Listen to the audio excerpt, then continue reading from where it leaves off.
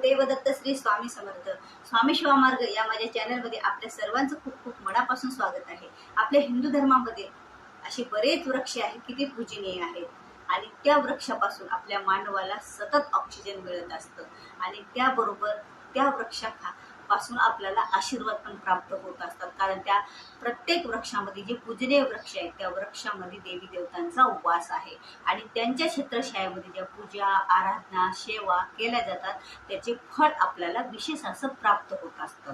आणि आता पूजनीय वृक्ष बघा, वड, पिंपळ, औदुंबर, बेलाचं झाड, बेलपत्रीचं झाड आणि त्याचप्रमाणे आपली तुळशी, त्याचप्रमाणे रुईचं झाड, असे अनेक जी झाडे आहेत जे की पूजनीय आहेत। आपण त्याची पूजा करतो आणि पूजा केल्याच्या नंतर आपल्या मनाला शांती मिळत असते। बघा, कितीही असहाय्य रोग असू दे, ह्या जर झाडांची पूजा केली तर आपल्या बऱ्याच समस्या सुटलेल्या असतात, आपल्या रोग व्याधी ह्या बऱ्या झालेल्या असतात। आणि औदुंबर झाडाची महिमा तर तुमच्या सर्वांनाच माहीत आहे। दत्त महाराजांना आवडीचं झाड म्हणण्यापेक्षा दत्त महाराजांचा त्या झाडामध्ये वास आहे, ते झाड म्हणजे औदुंबराचे झाड। दत्त महाराजांचे जे अवतार झालेले श्रीपाद श्री वल्लभ नरसिंह सरस्वती आणि आपले श्री स्वामी समर्थ महाराज या सर्वांनीच त्या वृक्षाच्या झाडाखाली बसूनच, वृक्षाजवळ बसूनच अनेकांचे प्रश्न सोडवलेले आहेत। आपल्या जीवनातले असहाय्य प्रश्न, आपल्या जीवनातील कठीणातील कठीण इच्छा सुद्धा त्या झाडाखाली बसून सोडवलेली आहेत। नरसिंह सरस्वतीच्या निर्गुण पादुका सुद्धा गाणगापूरमध्ये त्या झाडाखाली ठेवण्यात आल्या होत्या आणि नेहमी नरसिंह सरस्वती हे त्याच झाडाखाली बसून आपल्या सर्व सेवेकऱ्यांच्या, आपल्या सर्व भक्तांच्या समस्या सोडवत होते। आता तुम्हाला एक गोष्ट सांगत आहे मी त्याबाबत की एक प्रश्न, कठीणातली कठीण इच्छा कशी पूर्ण झालेली आहे या औदुंबराच्या झाडाची पूजा केल्याच्या नंतर आणि श्री नरसिंह सरस्वती महाराज त्यांच्या खाली बसलेले त्यांची पूजा केल्याच्या नंतर। तर आता एक स्त्री होती, आपली ही कथा गुरुचरित्रातलीच आहे। स्त्री होती, ती स्त्री ही 60 वर्षाची म्हातारी होती आणि ती दररोज ज्या झाडाखाली जाऊन बसत होते नरसिंह सरस्वती प्रश्न सोडवण्यासाठी, त्या दररोज आरती घेऊन जायचे तिथं स्वामींची, तिथं नरसिंह स्वामींची पूजा करायची, औदुंबराच्या झाडाची त्यांनी पूजा करायची त्यांची आणि त्यांना नमस्कार करायचा आणि दररोज आरती घेऊन जायचं। मग एक दिवस नरसिंह महाराजांनी त्यांना प्रश्न केला की आई माता, तुम्ही दररोज माझ्यासाठी आरती घेऊन येता, माझ्यासाठी दिवा घेऊन येता, तर हा दिवा का बरं आणता? तुमच्या मनात कोणती इच्छा आहे ते मला सांगा तुम्ही।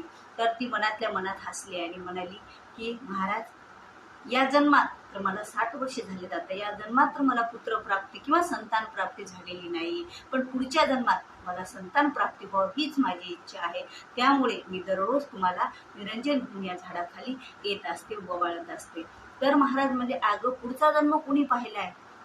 तू याच जन्मामध्ये आई होशील, याच जन्मात तुला पुत्र प्राप्ती होईल, मुलं मुली होतील। तर ती म्हातारी हसून म्हणाली, महाराज म्हणजे मी आता विटाळशील होत नाही, मला आता विटाळ येत नाही, तर मला लेकरू कसं बरं होईल? तर महाराज हसले आणि तिला ते एक फळ खायला दिलं, म्हणे तू खाल्ल्याच्या नंतर तुला विटाळ येईल आणि विटाळ आल्याच्या नंतर तुला लेकर संतान प्राप्त होईल। त्या बाईने घरी दिलं ते फळ खाल्लं तर तिला पहिल्या वेळेस मुलगी झाली, तर ती दर्शनाला घेऊन आली, म्हणजे महाराज मला पुत्राची आशा आहे। तर परत महाराजांनी तिच्यासाठी तिला 5 पुत्र दिली, ही मुलगी आणि 5 पुत्र। अशी ही एवढी मोठी या वृक्षाची, या वृक्षाच्या छायाखालची नरसिंह महाराजांची पूजा केल्याच्या नंतर होतं। आता वास्तवात त्यावेळेला नरसिंह महाराज औदुंबराच्या झाडाखाली बसत होते, पण औदुंबराच्या झाडामध्ये निवास आहे ते दत्त महाराजांचा आणि त्यामुळे आपल्या सर्व इच्छा आकांक्षा पूर्ण होत असतात। त्या झाडाची आपण दररोज निरंजन, तुपाची निरंजन घेऊन जायचं आणि झाडाच्या पूजेला आपल्याला लागतं का अष्टगंध, विभूती, तुपाची निरंजनी, अगरबत्ती आणि एखादं पिवळं किंवा पांढरं फूल जे असेल ते, आणि त्याची पूजा करायची। आपण मनोभावे किती दीप धूप ओवाळायची, अशी भावना करायची की साक्षात मी या झाडामधील, म्हणजे हा झाडच, हा वृक्षच कोण आहे? दत्त महाराज आहे, स्वामी महाराज आहे, नरसिंह महाराज हे अवतार दत्त महाराजांचे, जे तुम्हाला दत्त महाराजांच्या अवतारातील नरसिंह सरस्वती, श्रीपाद वल्लभ किंवा श्री स्वामी समर्थ महाराज ज्याची आपण मनोकामना, इच्छा, भक्ती करतो, त्या त्या महाराजांची आपण तिथे अशी मनात संकल्पना करून ती आरती ओवाळायची, त्या झाडाची पूजा करायची. त्यानंतर आपण 3, 5, 11, 21, 108 कितीही अशा प्रदक्षिणा घालू शकतो. आपल्या यथाशक्ती प्रमाणे जसा वेळ असेल तसा तिथे थोडासा प्रसाद टाकायचा, दर्शन घ्यायचं. आणि दररोज जर ही अशा प्रकारे तुम्ही औदुंबराची पूजा केली तर निश्चितच आपल्याला त्यापासून आपले मनो इच्छित फळ जे असतात ते प्राप्त होत असतात. आपल्या सर्व ह्या इच्छा पूर्ती होत असतात. कारण साक्षात ज्या ठिकाणी दत्त महाराज आहेत त्या ठिकाणी आपली प्रार्थनाही स्वीकारल्या जाते. कारण बघा, झाड हे सजीव असतात आणि सजीव झाडामध्ये दत्त महाराजांचा अवतार, आणि त्याची आपण दररोज जाऊन पूजा करत आहोत. तिथे दीप निरंजन ओवाळत आहोत आणि आपल्या मनातील जी काही भावना, आपल्या मनातील जी काही इच्छा आहे ती तिथे बोलून दाखवत आहोत. त्यांना ती इच्छा पूर्ण होण्यासाठी प्रार्थना करत आहोत. तर निश्चितच बघा आपली इच्छा पूर्ण होणार. आणि तुमच्या जवळपास कुठे उंबराची झाडं असेल औदुंबराची, तिथे जाऊन करा. किंवा तुम्ही ही सेवा तुमच्या आसपास एखाद्या मंदिरात जर झाड असेल तिथे जाऊन करा, कुठेही जाऊन करा. पण ही सेवा केल्याच्या नंतर कठीणातली कठीण इच्छा सुद्धा पूर्ण होत असते. कारण धन्य धन्य हो प्रदक्षिणा सद्गुरु रायाची, झाली परासुर हो रायाची. कोटी ब्रह्म हत्या करिता करिता दंडवत, लोटांगण घालीचा मोक्षे लोळे पायात. धन्य धन्य हो प्रदक्षिणा सद्गुरु रायाची, झाली असुर हो रायाची. बघा एवढी छान यांची धन्य धन्य प्रदक्षिणा. आणि प्रदक्षिणा घालताना दिगंबरा दिगंबरा श्रीपाद वल्लभ दिगंबरा हा मंत्राचा जप करत आपल्याला प्रदक्षिणा घालायच्या. 5 घाला, 3 घाला, आरती ओवाळा आणि मनोभावे आपली इच्छा मनोकामना त्या झाडाच्या समोर व्यक्त करा. बघा तुमचे प्रश्न सुटल्याशिवाय राहणार नाहीत. खूप स्वामी भक्तांनी याची अनुभूती घेतलेली आहे.